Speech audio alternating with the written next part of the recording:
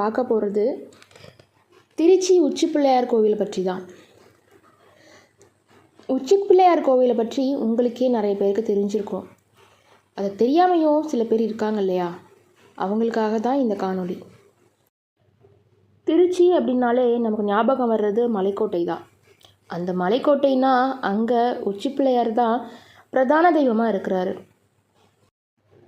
உச்சி பிள்ளையார் கோயிலை பற்றி பார்க்கறதுக்கு முன்னாடி அது அமைஞ்சிருக்கிற மலைக்கோட்டை பற்றி நம்ம பார்த்துக்கலாம். மலைக்கோட்டை சுமார் 3 பில்லியன் ஆண்டுகளுக்கு பழமையான பாறைகளை கொண்டது. குறிப்பிட்டு சொல்லணும் அப்படின்னா இந்தியாவில் இருக்கிற இமயமலையை விட பழமையான ஒரு பாறைகளை கொண்டதுன்னு சொல்லலாம்.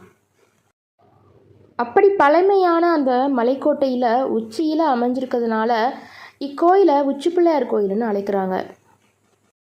இந்த உச்சி பிள்ளையார் கோயில் மலைக்கோட்டையில் 273 அடி உயரத்தில்